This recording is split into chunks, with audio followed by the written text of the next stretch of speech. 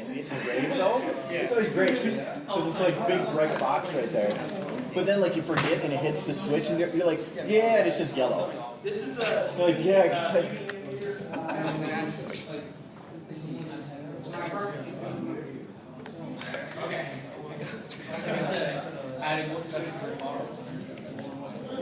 Hello again. Wait, where's EG? I picked up a bunch of those. You probably have 2 or 2 versus 3. I've only Well, that was supposed to be 2 versus 3 because, you know, being alone was... But EG is not here yet.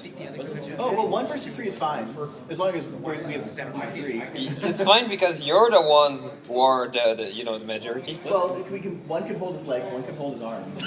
Oh! Oh man! Damn. Damn. I knew that 3D animators were cheap, but damn. I'm the extra dimension. Yeah. But wasn't Toucan up here too? He's not gonna be there at the beginning of the panel because he's auditioning for the voice, well, not the voice effect, but the cosplay talent or something like that. Yeah, who? Toucan LDM. Oh, okay. Yeah. Oh, so we will be even eventually. Yeah, but oh, you're here. Oh, I got scared that you would have forgot. So 2D animators on this side, 3D animators on the other side. Yeah, because we were already talking about how we're gonna hold them down. But now this is a little harder. Don't worry, I already got it. And I got this camera for the backup. And we have all these all the props over here too. I don't have anything, sadly. Yeah, you're saying that because real life is in 3D. Lucky. Sorry. And Jesus, close, panel's over. Oh man. Yeah! Thanks for being there.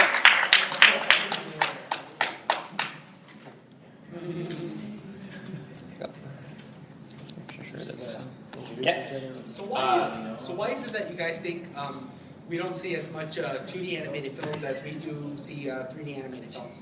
Cost.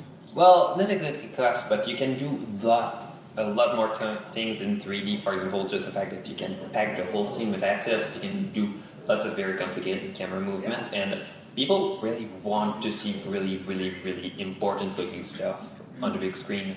And so 2D kind of lacks that feel of scale that films are, you know, that makes films that big.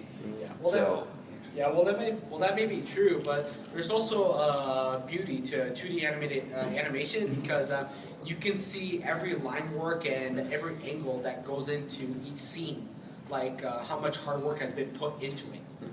Well, even for the Pony movie, did anybody get the art book for the Pony movie? No. I love that book. If anyone got it, it is amazing. That book has things that you can actually see. They made the whole movie in 3D, and then they just used it as a reference point, not as a trace point, but as a reference point for everything. And it was really, really bad looking models. But they made the whole thing in 3D, so they kind of did a merger of it. So they went 3D and then went backwards and made it 2D. And I love the 2D style. That's what I really loved about the film's animation. I mean, it really took a throwback to, you know, those cartoons that we grew up with that eventually got their own movie and everything was in 2D animation. That's what it really took me back to. I mean, just really beautiful hand-drawn animation. That was even interesting. Back at San Diego Comic-Con last year, Megan McCarthy even said that she had executives from Disney calling her about the animation style, that it looks too much like it's Disney style. That's what I heard from Dr. Wolf too, when he made his review about the movie. Yeah. But really, at this point, anything 2D could be called Disney style, because Disney almost just hasn't had a monopoly. Yeah, basically Disney has always been the pioneers of animation. I know, and it's a real shame that they don't do 2D animation anymore, because the last film that they did was 2D animation was The Princess and the Frog, and looking back on that film, it is so gorgeous. I mean, It's beautiful. it is the most beautiful thing I've ever seen. Well, the very fun thing though is that There's too much of it. it's kind of weird, but the actual animation computer that they used for their when they switched to digital for their 2D animation, they actually needed help from Pixar because they had the Pixar image computer to do their inking system. But when the Princess and the Frog was, getting started, they tried to dig back to find back those old computers that were just obsolete back then. So they went with Toon Boom. So it was really weird. Oh, Toon Boom. Yep. That's what I heard. My Little Pony movie was animated in. Yep. But it really is a shame that they shut down their 2D department. I mean, I didn't think they really need to, but I guess I'm not in the company, so what the hell do I know? Before we get too far, probably should do introductions. So. Yeah. Advice stars for going left to right. So Minty Root, I'm a 2D animator, though I work in 3D as a special effect artist. I work on Good Morning Baltimore, Luna's Determination, the animation that we had for this year's promo, and a few other little projects. And that's pretty much it. I work in Flash, Toon Boom, and After Effects. I'm Minty Studios. I'm a 2D animator, and mostly originally for Flash, and now moved to Toon Boom, studying it for a good 3 years.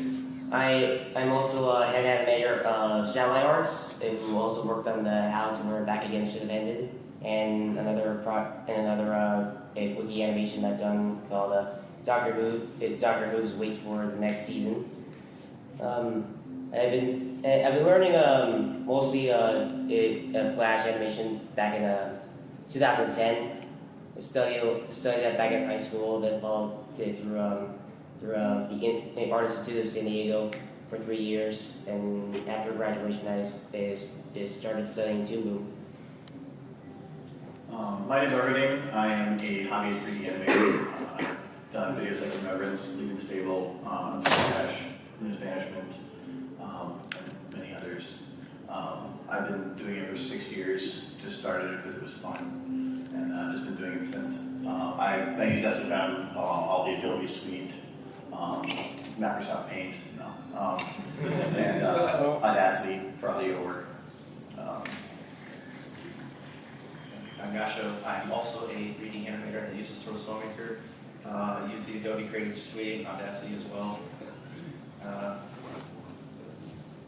My name is Gemma, and I'm a multimedia artist, so I do a little bit of both 2D and 3D, but mostly the 3D side for the most part. I do most of SFM's animation sequences, so anything like a walk, run, jump, I guess like a step-out cycle, that's what it's usually called. So It's made public for use. yeah, public for use, yeah. That's pretty much. So what do we got?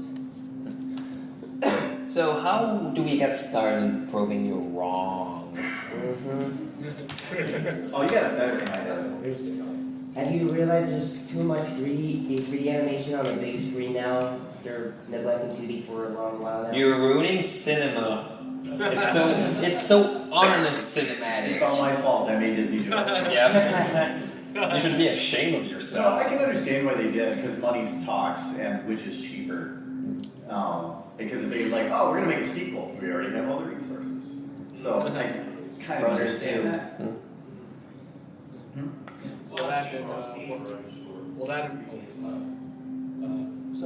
Sorry, you want to let him talk first before I? Yeah, who was it? I guess not done. Well, anyway, what I was saying was also from why they don't use hand-drawn animation anymore is that when they came around to using Adobe Flash, they said that it makes it easier to do hand-drawn animation than actually doing it from pencil. Well, at least from what I've heard. Well, it just comes out like some people are going to be better at 3D than 2D, and so like obviously. Have you ever done 3D before? I've done a lot of 3D back in education. It is easy, but it kind of the idea helps. It makes you get out of the drawing board. Like you don't even do that much drawing when it comes to animating in 3D. And I even heard this from a really good teacher of mine that he says that 3D animators are for people who can't draw. That's true. That's kind of. I can agree. I guess I draw circles with corners. That's kind of cool. That's actually kind of cool to say. No, like when I do storyboarding, I can't draw. And normally even for 3D, you'd have a drawn sword. I can't do that. I just go and slide the ponies around and I do just to set up the cameras because then I have a jump pad to work from. But I can't draw for anything.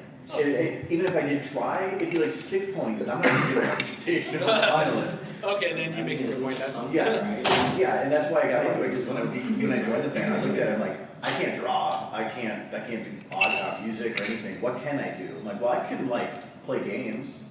Maybe 3D animation is the same.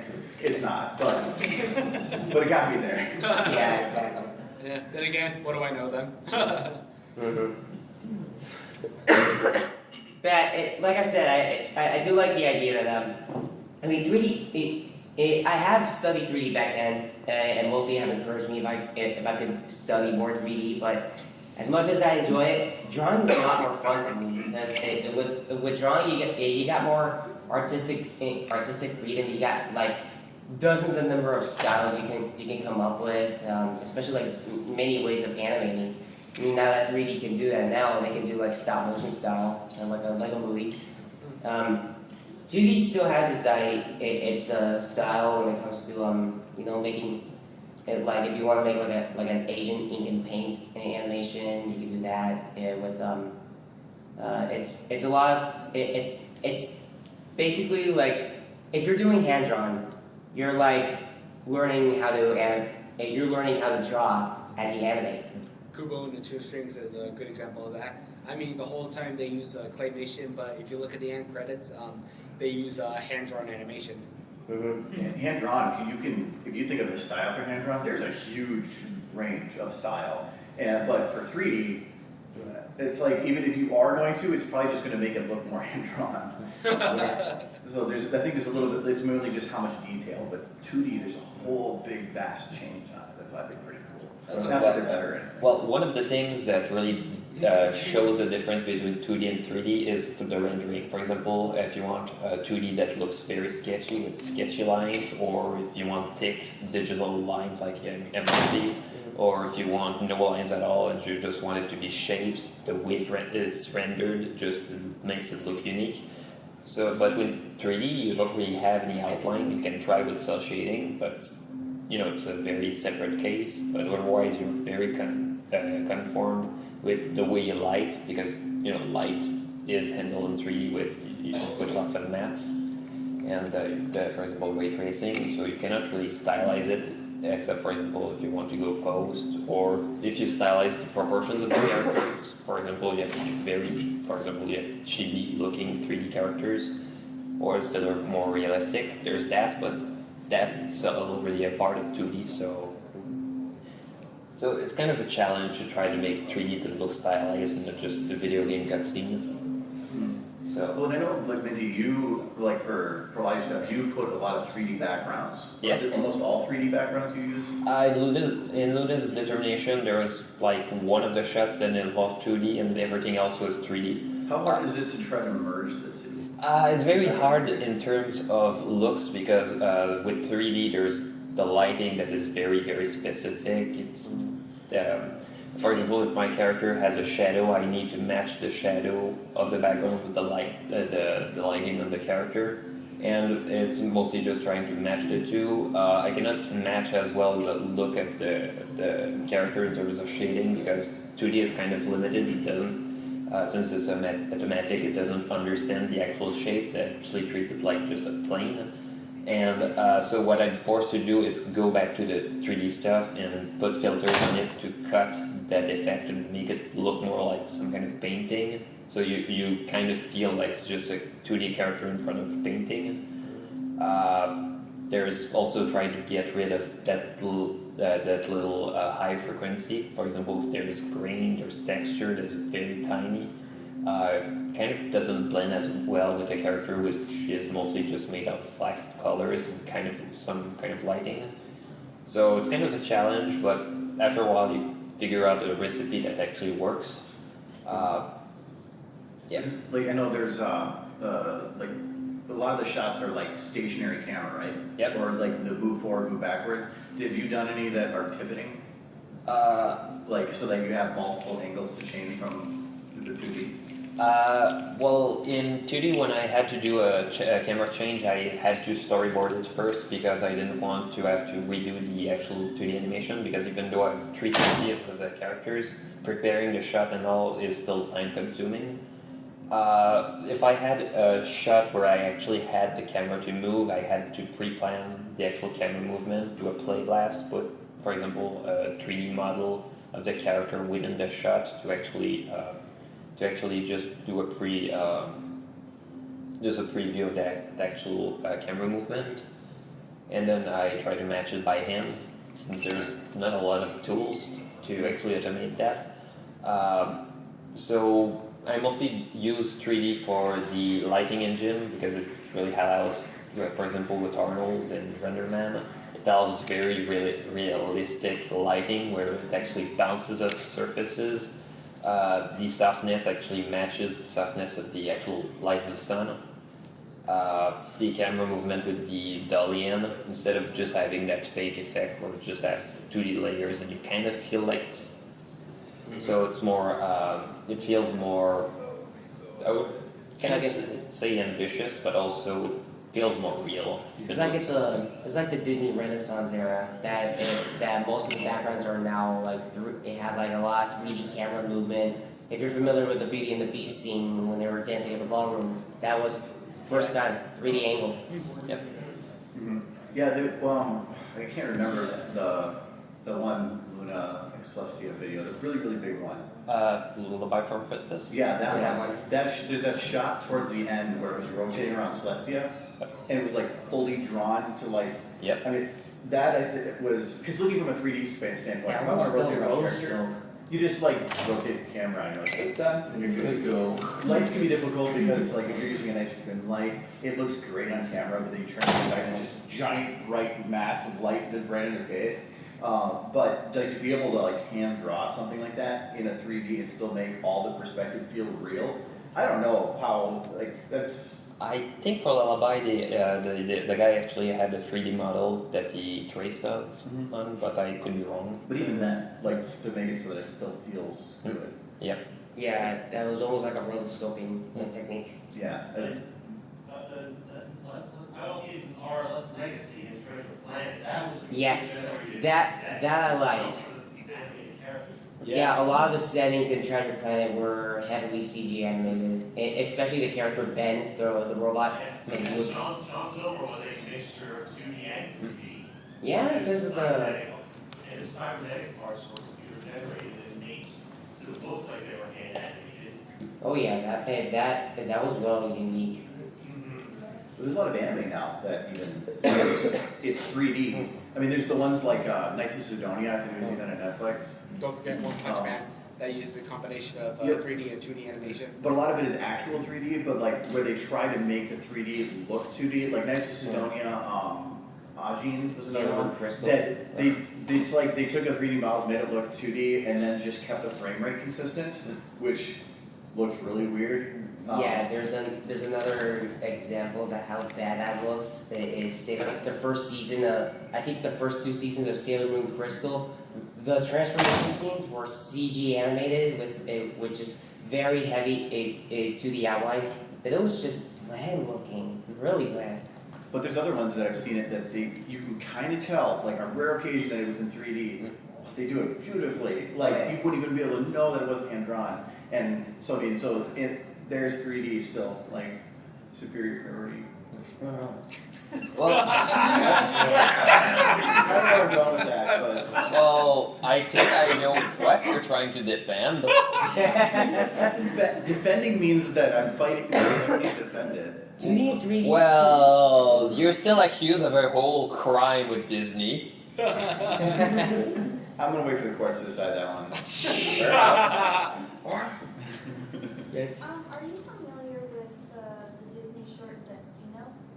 Destino. Oh yeah, it was. Because Disney and Salvador Dali. Well, they actually planned on doing this out like way back in like 37 or so, but it just never really fell through. And then Roy E. Disney, his nephew, found these.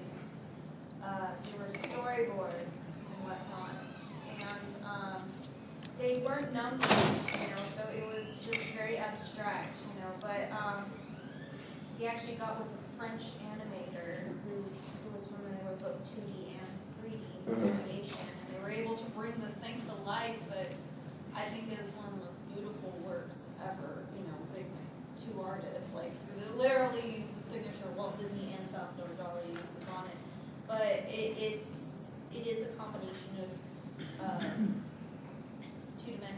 2D and 3D animation, backgrounds, of course.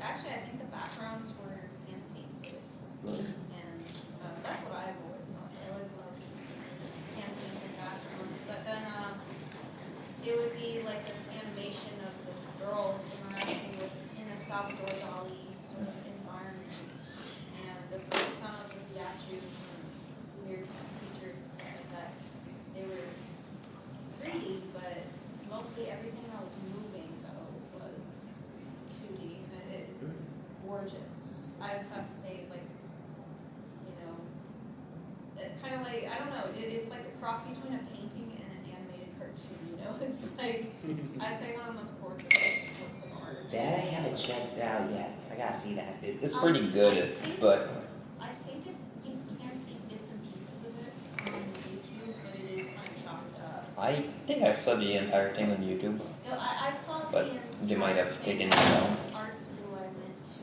Yeah, but, kind of like that they put. I don't know, you know how Disney is, like, they don't want a lot of their stuff out there, but Mm. if you do get a chance to see it, it's gorgeous. One of the things that really struck was, for example, there was lots of shots where they used 3D to actually have very complicated camera movements for shots that actually showed more than just what they could have done with some panning. There was some even scenes where they actually used 2D, but they used 3D tools, so you could have some puppets that actually looked like they actually moved by stretching. Well, and what I kind of like that Disney's doing now, they're kind of embracing their 2D past, but I mean, they're still using. With some elements. For example, the short Paperman, Yes, which I was that's gonna say, exactly what I was gonna bring up. Paperman is a good. Paperman was a really good. It was like they called it the 2.5D. Yeah, Was you that said the that. black and white one? Yes. Yeah, like that it was very well done. Yeah, all the outline was just the liner. It was just beautiful. It really combined both styles worked really well.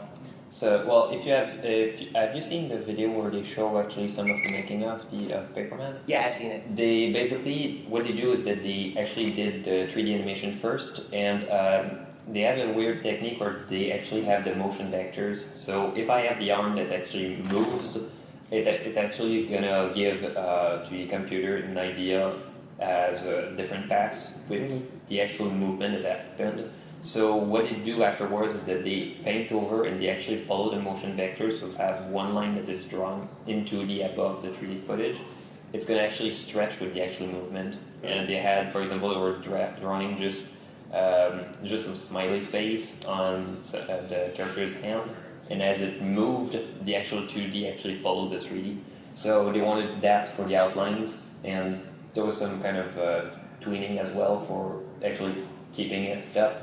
And being able to modify it with the animation, and it was very, very impressive because it was really a merge of technology, of knowledge, of ideas, and just the technical aspect that they did for a pretty good story that made people.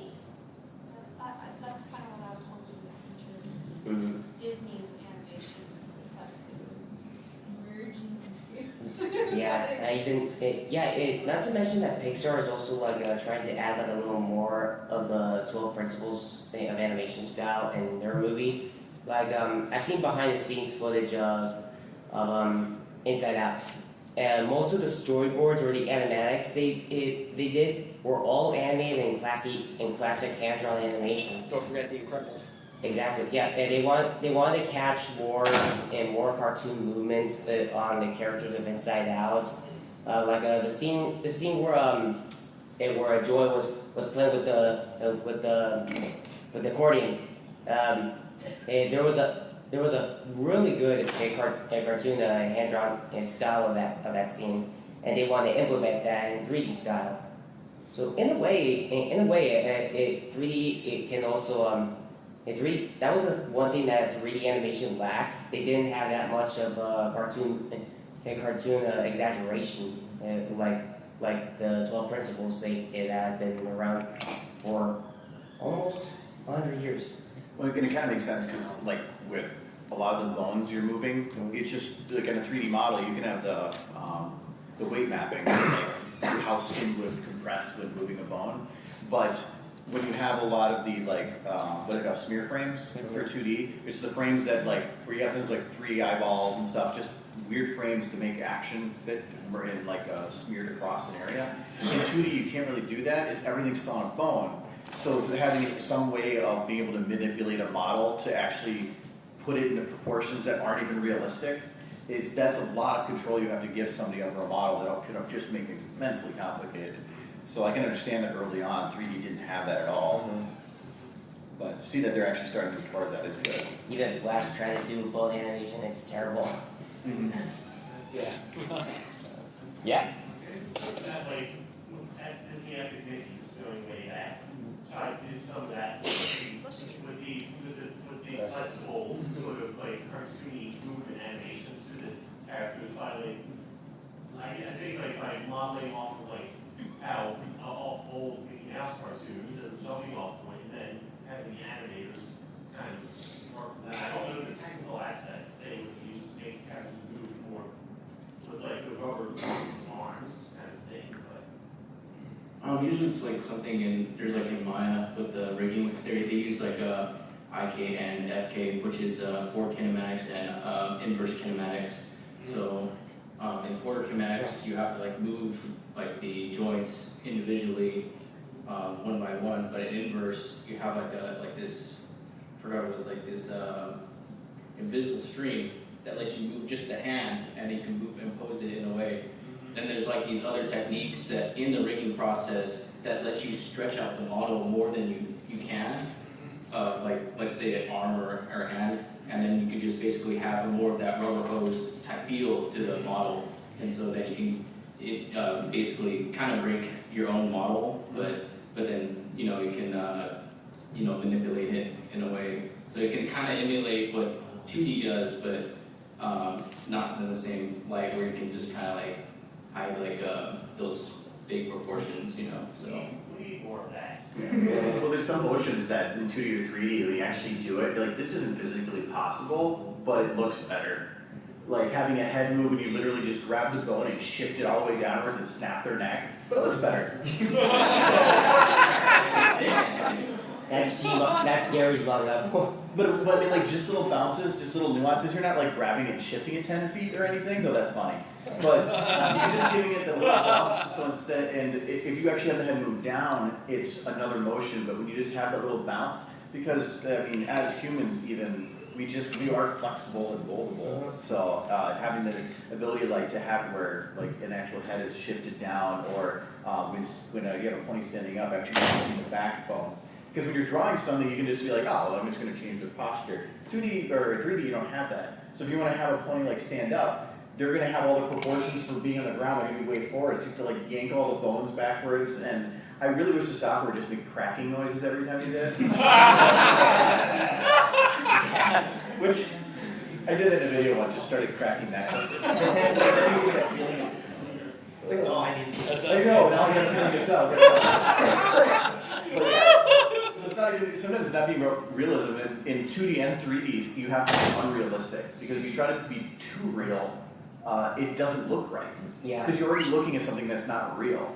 If you're trying to be if you're going super ultra realistic, like the animation, like the Avengers or something, that's all going over, that's fine. But if you're already sitting in the unreal, you shouldn't be trying to be real. You have to kind of find a nice middle ground. There are some movies in 2D that have focused a lot more on the realistic body movement. Is the very first DreamWorks 2D animated movies Road to El Dorado, Sinbad, Spirit the Stallion, and all those films animated by DreamWorks. They had very realistic body anatomy and movement in 2D animation. I remember watching Nostalgia Critic's review saying his DreamWorks video on Road to El Dorado that people had issues looking at the animation because it looked too realistic. It compared too much of how we move normally, and when 2D animation is meant to be more exaggeration. But for what, in my opinion, they did a pretty decent job of making the characters live lively in those movies like Road to El Dorado. They managed to put a lot of effort on the characters on how they move. Wasn't one of the principles of animation exaggeration, where it's Disney's definition was stick to real life, but just the extreme. Yeah, So, in a way, yeah. Because exaggeration is one of them, and the 2D animated movies by DreamWorks, they didn't have that much because it was more realistic and more normal human movement. But they still managed to and they didn't make it look like they're moving so slow. There were still some fast-paced moments during the chases in El Dorado, and it still had some cartoon moments. Sinbad had some issues. Even the body animation in Sinbad was really bland, and it really just kind of like improv or something. And because when animating characters and human characters, you got back then animators go to rotoscoping. Like they make actors dressed as their characters. Like there was footage of Alice in Wonderland. They have their voice actors dressed as their characters and start acting and like it was a live action film. And they reanimate their movement and to make it look real, almost realistic. That it still had a cartoony look. Yes. Yeah, just an observation. I'm a blender artist, and I do a lot of rigging. And just as an observation as to what animators are doing in 3D concerning rigging is the tools are there to do the exaggeration. So you have bending bones, which basically turn the bones into rubber bands, and you can just stretch the body as much as you want, or you have stretchable bones. And what I've noticed is that the tendency is to stick with the how you could say the standard rig with the set bones, with set IK, FK, Right. and they don't seem to want to extend out into those places where you have a lot more stretch in the bones. Oh yes. And I don't know whether or not that's because the industry is still trying to figure out how to use the tools. But it's there. It's just that it doesn't seem to be used that much. well, it could also be a time thing, because I know, like, if I can make something pretty quick, but then, like, if it comes to, like, oh, well, now I want to make the hair look realistic and all this look realistic, and it's like, well, it's done, but do you want to go a step further? And it comes down to budget, I think, for a lot of places. For me, it can be a third of the time to just, like, clean up in that extra step. So do they actually want to put that kind of money into it? That's hours upon hours of extra work and manpower. You know how many times they've been delaying, well, not delaying, but they've been having a lot of difficulties on the movie Tangled. I've seen behind the scenes footage of how they animate Rapunzel's hair. A lot of difficulty because of the physics. I go through and, like, there's automated physics, but no matter how good your physics engineer is, it's probably not going to do what you want it to. Or there's going to be times where you just have to make it do something that isn't realistic. And I go through everything and clean up hair. So, like, because you just look at it like, that doesn't move right, or it, like, SFM doesn't have the ability to see when two things interact. So, like, if the hair, Chrysalis has some hair that would cross with the nose, and so you have to go through and you have to like, well, okay, if it had a nose there, you have to pretend like it's swinging when the head turns. That's a lot of extra work involved. But if you don't do it, and she just got hair that sticks to her like a book, it's not good. So it's sometimes it's work you need to do. I know in Finding Dory, when you first meet the octopus, he goes camouflage across the wall. It took him almost 2 years to make just that scene Wow. because of the amount of bones that were in the model. Well, one of the coolest things I've heard about, like, animating realistic, if the Batman Arkham Asylum game. Oh yeah. Have you seen that? Yeah, the Arkham games. The cape that he had running in the background, that wasn't automated. They had a man working dedicated for 2 years just animating a cape. That's why it looked so good, because he wasn't relying on a physics engine that's a lot of bones to manipulate. A lot of times they'll just cheat it and like have a couple bones and just hope the engine figures it out. No, they had him literally animate the cape. But the final product is great. But that is a lot of work to have one man paid for just one thing. And I feel sorry for that man. Well, he probably got paid well. I hope he was I paid mean, good. they for gave that. him 2 years to just get one thing done that he really wanted to get But just done. like the man sitting down like, oh, what do I got going today? Oh, cape. Time for lunch, back to cape. Yeah, not to mention that the Kingdom Hearts 3, since the game it has been still in development for these years, they weren't showing that much content of visiting Rapunzel's world, Entangled, because they were still trying to perfect Rapunzel's hair physics in the game. Because when they moved to Unreal Engine 4, they've been going through like remaking their gameplay system, their battle system, because back in the very first Kingdom Hearts games, they were not. They had their own engine, so now they moved to Unreal Engine 4, so they had to make everything from scratch. And Rapunzel's hair was one of its biggest difficulties to perfect the game. That's why we haven't seen that much content of that world. Could they just give her a haircut? They could. Problem solved. Or just braid her hair like in the movie. Well, actually, it's funny that you mentioned the haircut because in Brave, Merida's hair was just so complex. They were going to like give her shorter hair, and they're just like, no, absolutely not, because that just divides her personality. Her hair is supposed to be wild and tangled like her personality, you know. But I think I forget what they said on this feature going on, but I mean, somehow they got it together. Of course, we have the beautiful result we have now. But they said, like, if you straighten Rapunzel's hair, or not, Merida's hair, it would be almost as long as Rapunzel's. Yeah. Pretty much. Yeah, and that's a pain on the engine too, like to make everything realistic with that, because if it doesn't move right, people know. They'll just be like, this doesn't sit, it's does everybody know the term Uncanny Valley?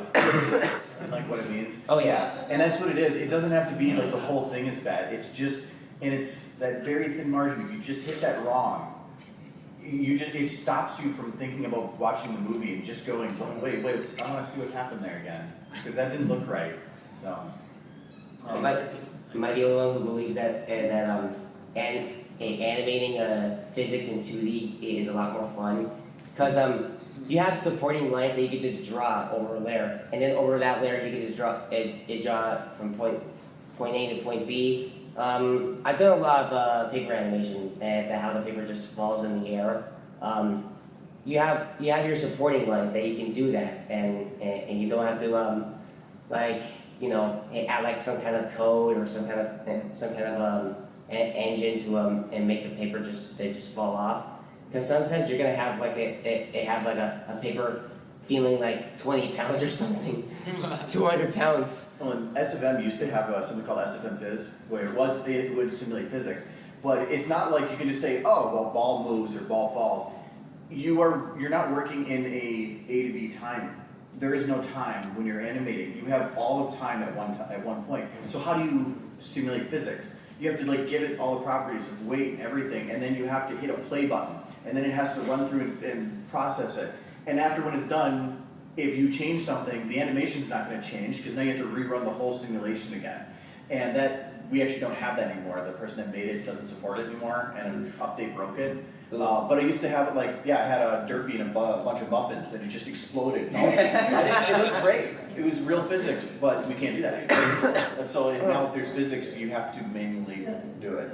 Yeah, on the subject about how hair is animated, another good example of how 2D physics work is Pocahontas. Oh my god. It had a lot of hair flowing physics, especially the wind blowing. Pocahontas. My favorite scene of all time in animation, specifically in animation, is when John Smith encounters Pocahontas for the first time. You see her hair is just It feels right. yeah, and her hair is just blowing in the air. Like it's just you see like small pieces of like thin pieces of her hair just crossing through her face, while her face is still there. Like it wasn't like redrawn over and over and over again. And it was just there over another layer of her another layer of her hair being animated. Just the way it moves was just very flexible. And Pocahontas is why women today have unrealistic expectations of hair. Yeah, Pocahontas. It's all her fault. Yeah. Underrated movie, we have yeah, another nice. question over there. Yeah, please. Oh, just to kind of further the Merida thing, they actually, it wasn't really like they mentioned they were doing it in, like they actually had to give programmers some pay an entirely new program just for. I've heard that do yeah, in 3D. I've heard that a lot. Like, it's weird to bring up a reference, but Halo was one that they're like, we don't like the water, so we made a whole engine to do water. And it's just interesting to see when they're like, they see a need, and it's not like, yeah, well, we'll just make this work. They're just like, well, let's just bring in some people to just invent a way to do it. And I just think that's super cool. And it's the same way in 2D when they're like, they just invent new ways to do things. I think in early days of Pixar, they sucked at water, and the scene where Sid is like burning Woody's forehead and whatnot. Well, in the what was it? The storyboards, Woody was supposed to be dunking his head in Scud's water bowl, but they just at that time they just did not have a program to master it. So that's why they just kind of had him dunk his head in a cereal bowl. You That's don't so even funny. see the milk. They just like assume the sound, and he comes up and he has poops on his eyes and stuff like that. Yeah. But, yeah, that was one of the issues they had. Yeah, water's tough because there's a lot of intricacies to water to make it look realistic. But even in that movie, if you were to make it super realistic, it probably wouldn't fit. So I think the cereal, it also, it's toys with cereal, it makes sense. Right. But, Yeah. Well, there's some movies or the water simulation that they do in 3D. Just one frame of simulation is a gig. So, unfortunately, they have petabytes of storage to work with, so it's not that much of a deal. But so that's, we cannot afford it personally. that render time though is just insane to be able to because your engine is trying to see what it's doing, what it's going to be doing in all these individual particles. And so, I mean, as a VM, like render times can go up to like 40 seconds or a minute per frame. But I know like in some of the Super 3Ds, you're looking at like on a normal computer days for a frame. You know, so they have whole render farms for doing it. So if you're like, well, I wonder how this would look. Well, how do you do that? Like you can't render out a final copy and just be like, oh, well, I don't like it, so let's try it again. No. Rendering a waterfall, it took me quite a while to make it look realistic back then. Because you do it and then you're like, I don't like it. Then but then what do? You're like, well, I put all that work into it. Yeah. Or it can be cheap like me and just try to find stock footage of an actual waterfall, put some filters on it, and then just put it there at the distance. I had animated particles back in After Effects, which you're gonna have to buy them. I think it's called Red Giant Universe. Very expensive plugin, but it makes the water effects look rather nice, but mostly on 2D. But you can still do as many effects like a time warp in 3D. Yes.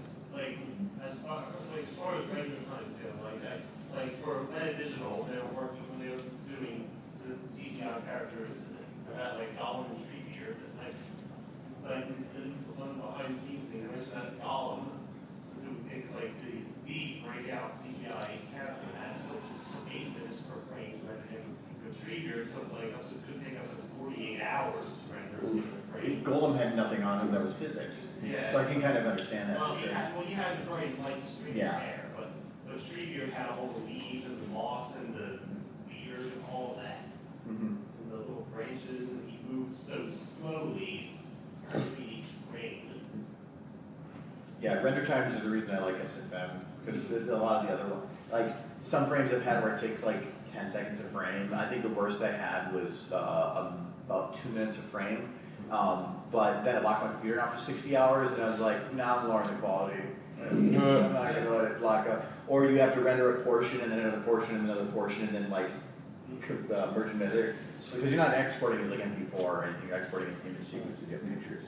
And every render is the exact same. So you just render it, go until you don't want to continue anymore, and then start it again later. Yeah, it makes me wonder how long per frame it took for them to render out Tesla from right? Yeah, well, and I'm just rendering out on like a home PC. Like, a lot of those guys have these massive supercomputers that are constantly rendering, and those are going to be super expensive. I don't have any of those, but I think there's services out there that you can like submit stuff to, and they'll do it for you. Like server farm. Oh yeah, it's super expensive. Yeah. Oh yeah. But if for business, that could definitely be a great. But one of the big challenges of rendering that is just the light, just the way that light bounces off surfaces. For example, Arnold 5, RenderMan, Octane, and all of the good new ones.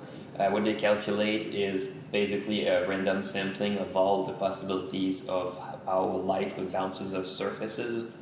For example, if there's a surface who happens to be diffuse or specular, just the way the angle it's going to go to.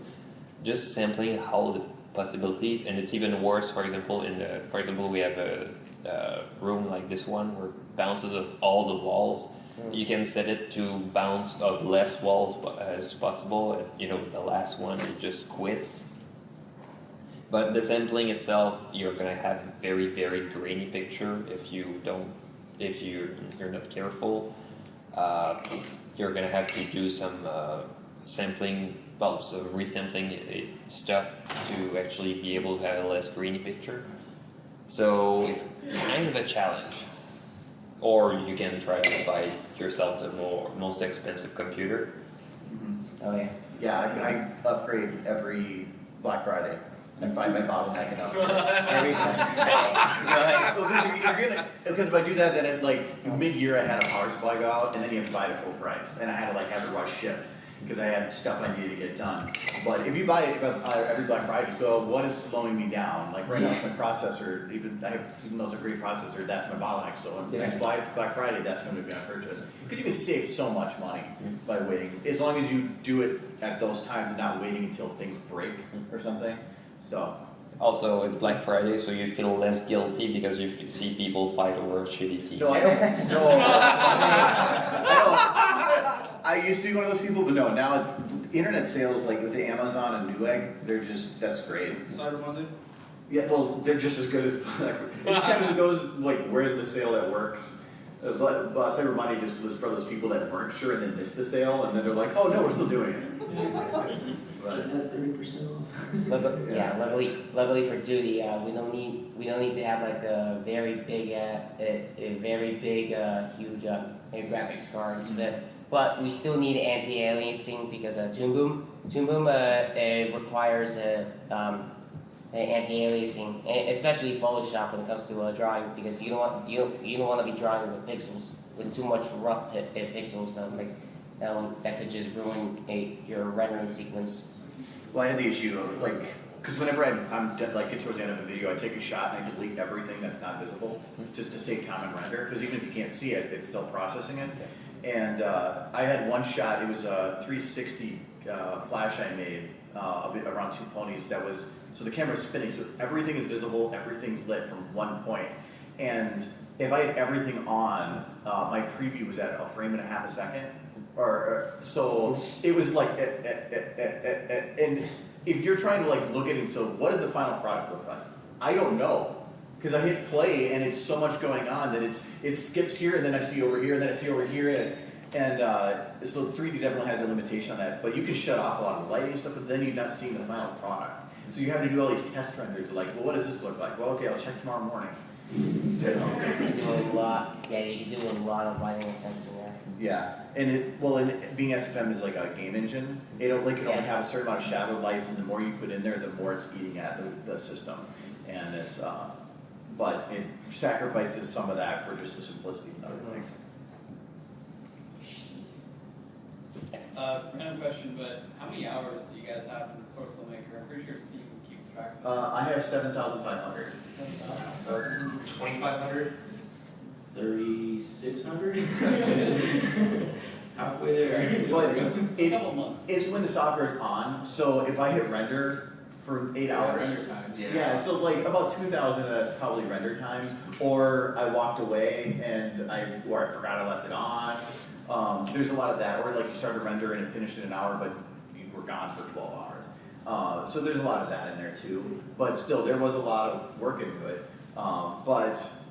As I think a lot of people can agree, when it comes to the software, if you were to open up like Blender or something, and you were just trying to learn 3D, the most intimidating thing would be the UI, because you're going to look at it and go, I have no idea what this does, and you don't know where to start.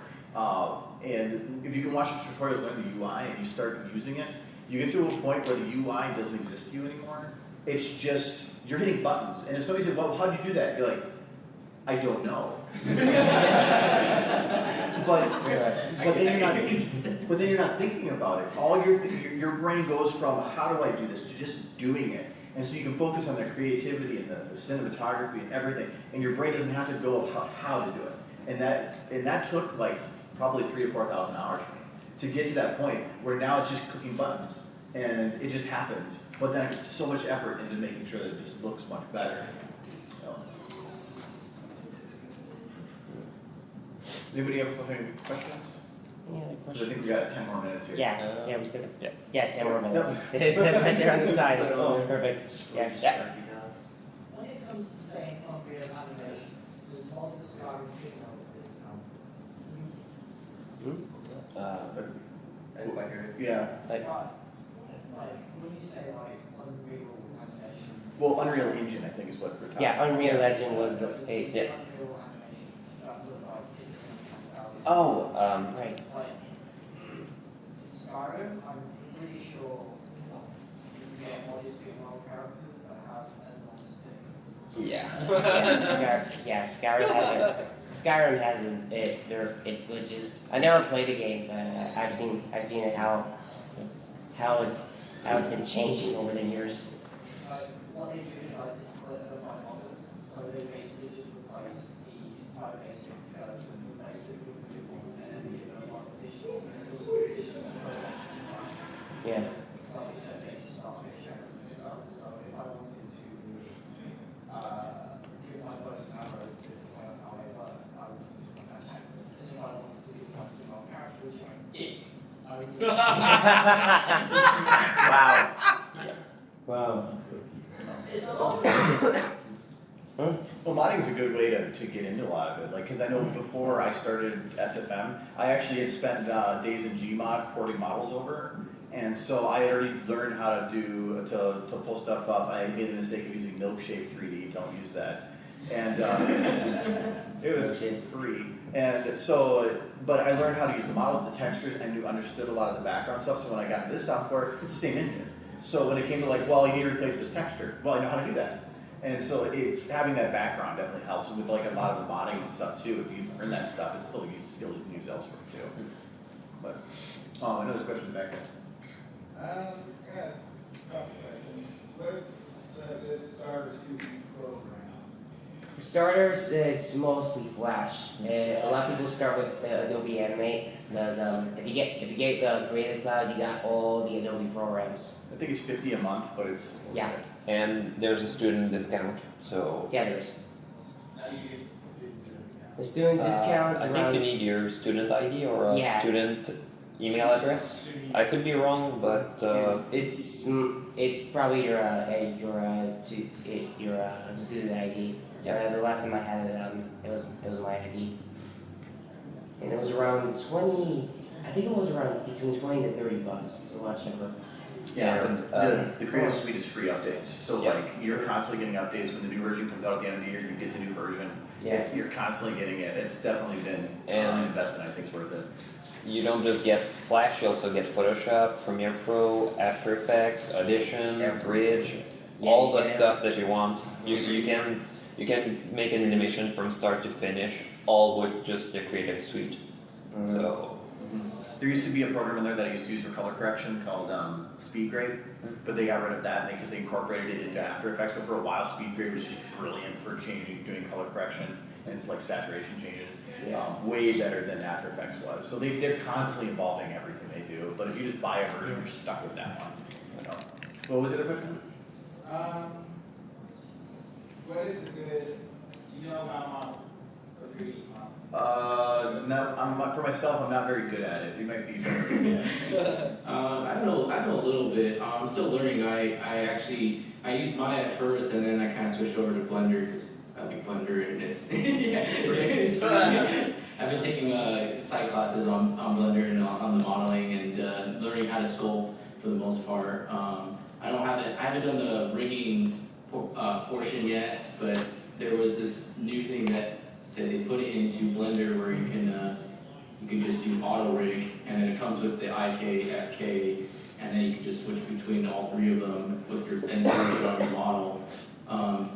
Modeling is kind of like sculpting. You know, you're just like like if you're doing like a handmade sculpture with clay, then you're kind of just doing that in the 3D program. So, and then the next process would be rigging, where you make the character, give it a skeleton structure after that. So it's like a pipeline of things. So.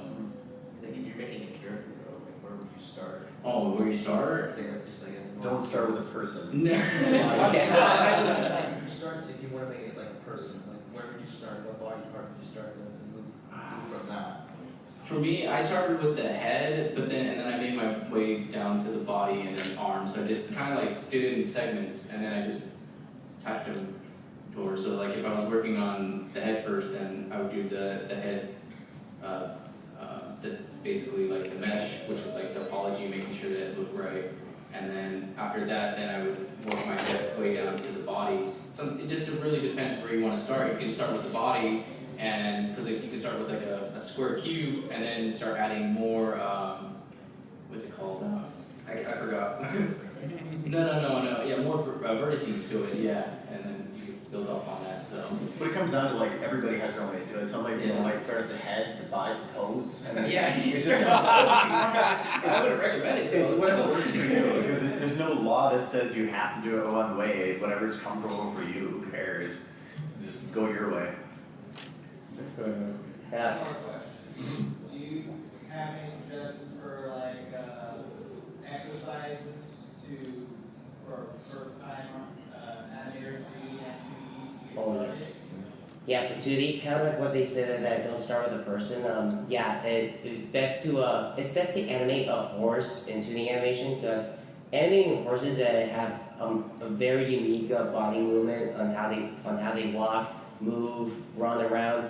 Because if you're going through university, you'll find a lot of people animating horses if they wanna complete a run cycle for a project. Because every animation class, you're always gonna get an assignment to do a run cycle. Start with a horse, because running with horse, it will help you practice and learn more on how different the body animation works on many different species.